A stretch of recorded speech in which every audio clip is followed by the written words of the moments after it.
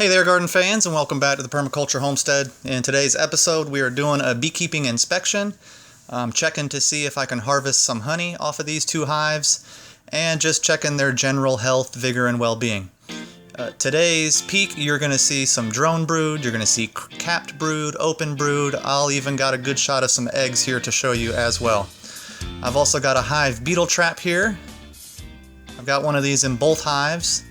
And they're both doing their job. There's quite a few beetles inside this trap. The bees are doing a good job herding them into the trap, and they're really just doing a good job keeping the hive clean in general. So I'm pretty impressed with how well both of these hives are doing. This is Queen Erin I'm inspecting right now, and she's got one honey super that is totally filled out. It probably weighs about 50 pounds. And then the top honey super, it's not quite filled out yet. It's probably about a quarter of the way filled. We probably got about 3 or 4 frames that are actually drawn out and filled with honey. So I won't be harvesting any honey off of Queen Erin today, but I did want to show you some stuff. Here is some open brood. This is some pretty advanced stage larvae here. These guys are getting ready to get capped up. So I know I got a laying queen in there still. And I've got a pretty vigorous colony with a lot of bees still being born on a daily basis. So Queen Erin is really doing her job.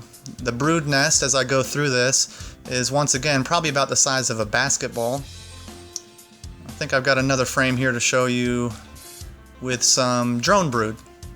So these capped cells to the left of the screen, they're a little more dome shaped, they're a little bit bigger than the normal worker brood cell. But that is some drone brood.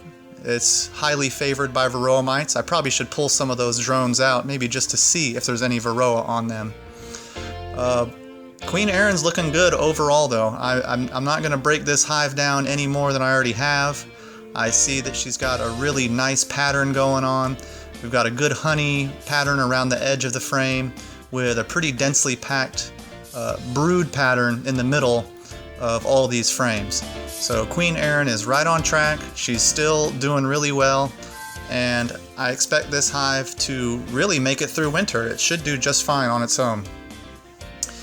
As we move along, I'm gonna go ahead and get this hive capped up, and I guess I've decided that 4 months in on this, Queen Erin is not gonna get any honey harvested from her. I want to make sure that they do have enough for themselves.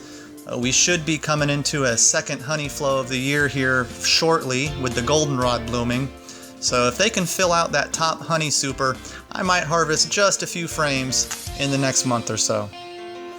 As for Queen Elizabeth, she is doing just as good. If you all remember the last update, I said that Queen Elizabeth was a little further behind than Queen Erin, and she is. Although she's doing all the same things. We got a pretty tight brood pattern. They are saving up some pollen in some of these cells. You can see that yellow stuff. And she's got a nice rim of honey around the frame. I'm going to slow down the other side of that frame just so y'all can see some eggs. What you see is a little white dot in the middle of every single cell there. That's an egg. It kind of looks like a really tiny grain of rice.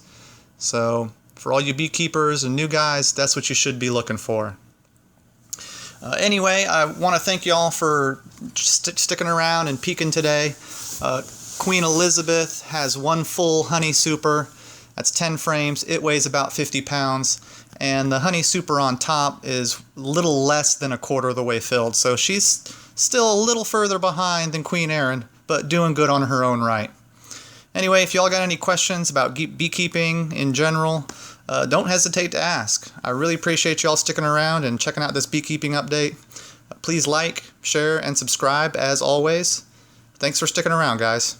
God bless.